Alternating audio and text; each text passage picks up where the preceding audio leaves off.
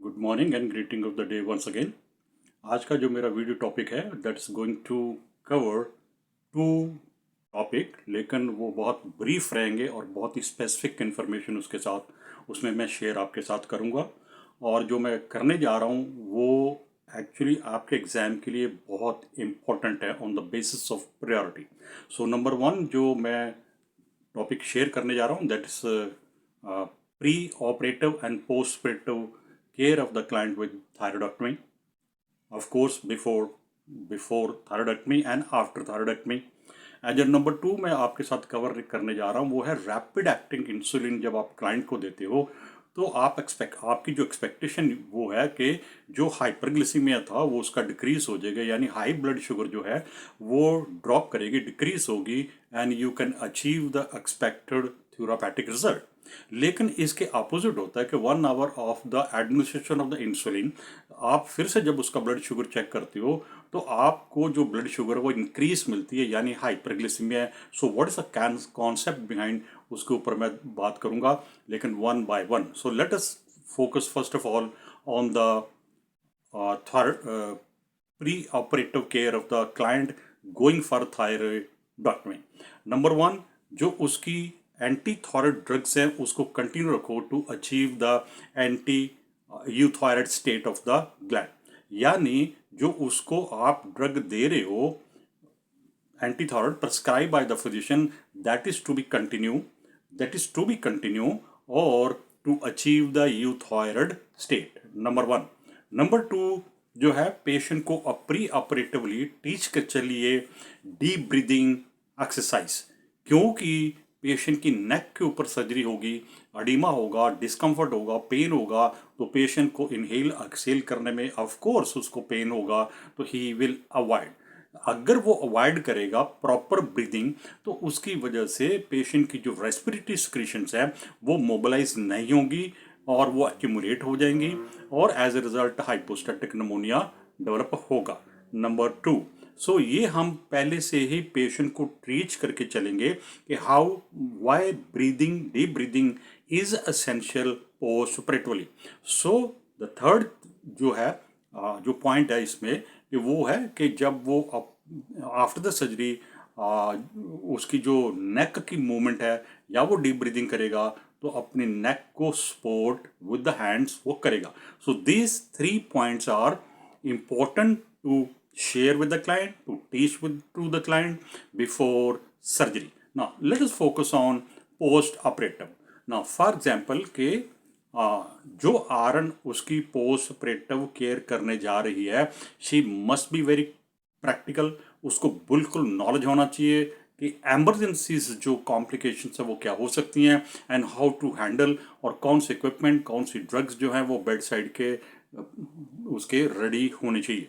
सो जो फर्स्ट आपकी priority, the most priority observation है, remember it, the most priority based monitoring जो है आपकी वो है उसका rate and rhythm of the respiratory system, यानी उसका ब्रीदिंग जो है उसका पैटर्न क्या है, क्या उसमें डिस्निया हो रहा है, क्या डिस्निया जो है वो स्वेयर होता जा रहा है, यानी you need to observe for respiratory distress. ना द पॉइंट हेयर इज कि उसको रेस्पिरेटरी डिस्ट्रेस होने का इतना हाई रिस्क क्यों है। Number one, because of the oedema due to surgical injuries, number one. Number two, respiratory secretions का होना because the patient is recovering from the general anaesthesia, and plus जो है patient जो है वो कफ एंड डीप ब्रीदिंग अभी नहीं कर सकता। Number two. नंबर थ्री, हो सकता है मे बी और may not be, there are few drops of the blood जो वहाँ पर उसके रेस्पिरेटरी एयरवे पैसेज में इकट्ठे यानी एक्यूमुलेट हो गए हैं। So there are three reason. Number one is oedema because of the surgical reason. Number two, accumulation of the respiratory secretion जो मोबिलाइज नहीं हो रही। नंबर तीन, may be may not be, there is a bleeding है और blood वहाँ पे accumulate होने की वजह से all these three factor will cause respiratory obstruction, right. So अगर ये इमीडिएट पोस्ट ऑपरेटिव फेस में ये हो रहा है, it is very serious, it's a life threatening. So as a R N मुझे वहाँ पे क्या करना है, रॉ आपकी जो preparation to the bedside थी वो थी रेस्पिरेशन रिससिटेटिव। तो उसके लिए आपके पास रेससिटेशन के लिए जो है एम्बू बैग है, एंडोट्रिकल ट्यूब है, और देन लारिंजोस्कोप है, एंड वेरी इंपॉर्टेंट है, हो सकता है, और सक्शन अपरेटस है, O2 है, एम्बू बैग है, एटसेट्रा। ये तो रिससिटेटिव हो गया। लेकिन बहुत इंपॉर्टेंट जो इंस्ट्रूमेंट्स इक्विपमेंट हैं वो ट्रेकोस्टमी सेट है, क्योंकि अगर आपका रिससिटेशन फेल हो गया तो देन आपको बाईपास ब्रीदिंग के लिए ट्रेकोस्टमी यानी करनी पड़ेगी। So as a emergency equipment जो है tracheostomy set must be available. ये आपके एग्जाम का क्वेश्चन है कि अगर पेशेंट पर थायरॉइडक्टमी के बाद रेस्पिरेटरी डिस्ट्रेस में जा रहा है तो आपने उसको हैंडल करने के लिए कौन सा एक emergency equipment ready bed set में रखा था? The answer is tracheostomy set.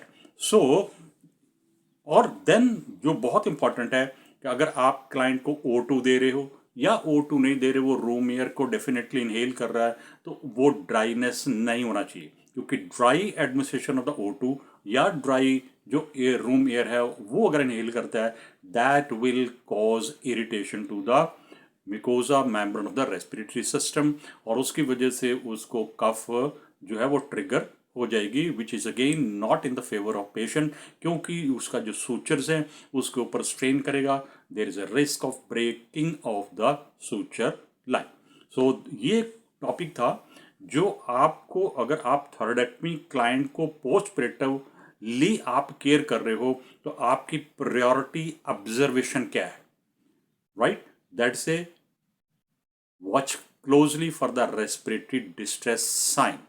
और उसमें क्या है कि पेशेंट को डिस्निया हो रहा, और उसका डिस्निया की जो डिग्री है वो इंक्रीज होती जा रही है। नंबर 1, उसकी जो पल्स है वो रैपिड हो रही है।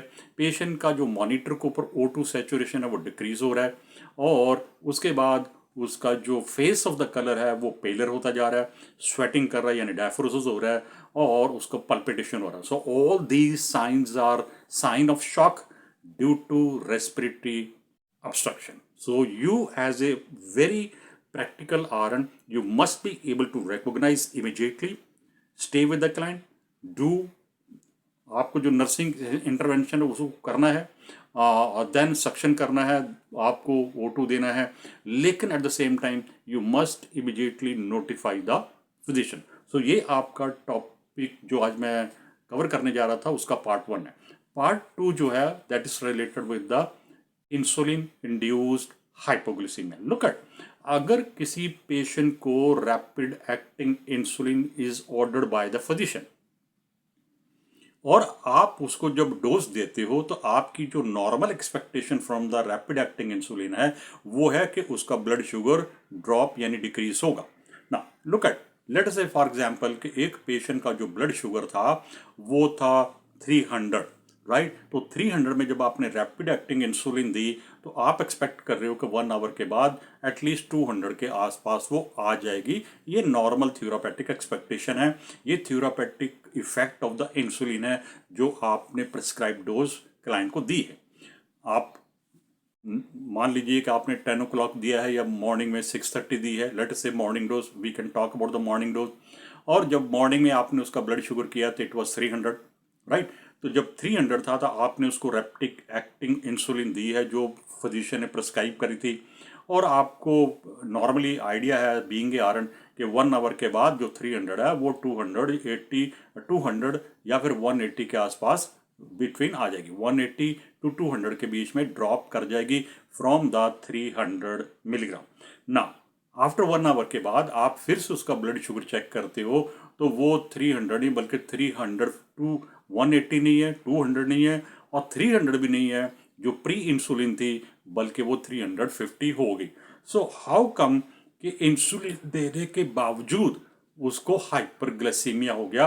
This condition is called insulin induced hypoglycaemia rebound to hyperglycaemia. यानी हाउ कम के इंसुलिन देने के बाद फिर से उसको हाइपरग्लिसीमिया हो गया ना। Listen carefully, there are 2 hormone. Number 1 is glucagon जो alpha cell of the pancreas secrete करते हैं, नंबर 1। और जो ही अल्फा सेल जब जब आपने इंसुलिन दिया तो एक्चुअली इन बिटवीन 1 आवर उसका जो ब्लड शुगर था वो 300 से ड्रॉप कर गया था। जब वो ड्रॉप कर गया था तो वो एक्चुअली हाइपोग्लिसीमिया में चला गया, और हाइपोग्लिसीमिया जब हुआ है उसी टाइम पे ऑटोनॉमिक नर्वस सिस्टम ने अल्फा सेल को यानी सिग्नल भेजे टू रिलीज ग्लूकोगन, क्योंकि क्लाइंट का ब्लड शुगर ड्रॉप कर रहा है बहुत rapidly.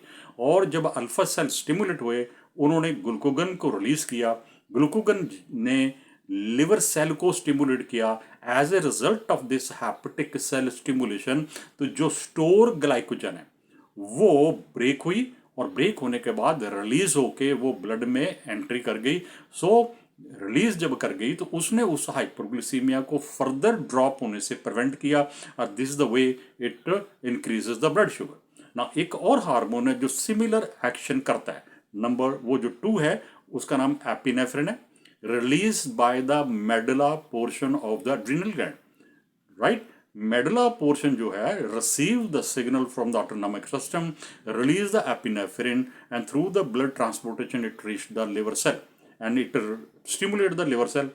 Liver cell release stimulation के बाद फिर से वही ग्लाइकोजन जो स्टोर थी वो ब्रेक होगी।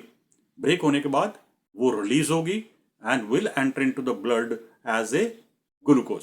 सो ये ग्लूकोज का रिलीज होना, ग्लाइकोगन का ब्रेक होना और रिलीज होना in the name of glucose enter the blood stream, और ब्लड के अंदर जो actually suddenly and very sharply जो ब्लड शुगर ने ड्रॉप किया था उसको वो इंक्रीज कर देंगे। So it what does it mean, इसका मतलब है कि आपको ये जो जो मैकेनिज्म है ये समझ में आना चाहिए कि इंसुलिन के बाद जो नॉर्मल एक्सपेक्टेशन थी कि ब्लड शुगर ड्रॉप करेगा, लेकिन 1 आवर के बाद वो इंक्रीज हो गया, पहले से भी ज़्यादा हो गया। तो इसके पीछे इंटरनली क्या हुआ है, तो इंटरनली जो सिस्टम है वो अलर्ट हो गए कि sudden drop, rapid drop in the blood sugar ये क्यों हुआ है। और जो ऑटोनॉमिक नर्वस सिस्टम है, जैसे मैंने बहुत बार बोला कि वो मॉनिटरिंग करता रहता है कि कोई अप एंड डाउन होती है तो वो रिस्पॉन्ड करता है। सो उसने रिस्पॉन्ड किया है to the alpha cell of the pancreas and to the medulla portion of adrenal gland. उसकी वजह से ग्लूकोगन रिलीज हुआ और उस तरफ से एपिनेफ्रिन रिलीज हुआ। बोथ हार्मोन जो थे लिवर के पास जाके उन्होंने लिवर सेल को स्टिमुलेट किया, और उसके अंदर जो ऑलरेडी स्टोर ग्लाइकोजन के नाम से ग्लूकोज था उसको ब्रेक करके रिलीज कर दिया इनटू द ब्लड स्ट्रीम, और इसकी वजह से उसका ब्लड शुगर बढ़ गया। नाउ द पॉइंट इज कि जो डोज इंसुलिन की ऑर्डर है that is ordered by the physician, और अब आप जितनी बार भी इंसुलिन देंगे एज ए आरएन तो ये तो होगा। सो what is the next step, यानी आपको एज ए आरएन क्या करना है, तो आप उसकी रिकॉर्डिंग करिए, डॉक्यूमेंटेशन करिए and then notify the physician. और ये भी देखिए कि जब प्री इंसुलिन ब्लड शुगर कितना था और कितना ड्रॉप किया है, कितने ड्यूरेशन में ड्रॉप किया है। So number 1 the dose of the insulin, और देन ब्लड शुगर क्या था, और देन 1 आवर के बाद वो कितना ड्रॉप किया है और कितना इंक्रीज हो गया। ये 4 इंफॉर्मेशन आपको डॉक्यूमेंट करनी है, नोटिफाई द फिजिशियन। एंड इसका जो इंटरवेंशंस है कि फ्यूचर में ऐसा ना हो वो है कि the physician will readjust the dose of the insulin to prevent future hypo and hyperglycaemia induced by the insulin. So ये आज का आपका टॉपिक था। ये दोनों अपने पॉइंट ऑफ व्यू से एनक्लेस की प्रेपरेशन के एंगल से ये बहुत इम्पॉर्टेंट है। मैं बहुत ही ब्रीफली बहुत ही इम्पोर्टेंट इंफॉर्मेशन आपके साथ शेयर की है। इसको आप बार बार सुनिए, लर्न करिए, नोट बनाइए, and then at the end of the topic मैं आपसे रिक्वेस्ट करता हूँ कि आप मुझे कॉल करिए। मेरे व्हाट्सअप मैसेज में कर सकते हो, मुझे कॉल कर सकते हो। मेरा यूएस का नंबर 267 है, 469 है और देन 1346 है। जो मेरा इंडिया का व्हाट्सअप नंबर है 9988346862। आप मुझे कभी भी यूएस टाइम के हिसाब से, कनाडा के टाइम के हिसाब से आप मुझे कॉल करके कांटेक्ट कर सकते हो for comprehensive live online class. We have this option, right. आप 5 क्लासेस मेरे साथ डेमोन्स्ट्रेशन लगाइए and then decide. No headline, no shortcut route, right, for the end class. आप एक बार कॉम्प्रिहेंसिव प्रिपरेशन करिए, that's more than enough for your R exam and RPN या फिर LPN एग्ज़ाम के लिए। आप बेफिक्र हो जाओ कि आपको कहीं से कोचिंग लेने की ज़रूरत फिर पड़ेगी। Changing the teacher bar bar is not a solution. Reading headlines and the concept related books या shortcut route is not the permanent or solution for your exam. Do comprehensive study. Ask any time. Your concept and doubt must be made clear to you.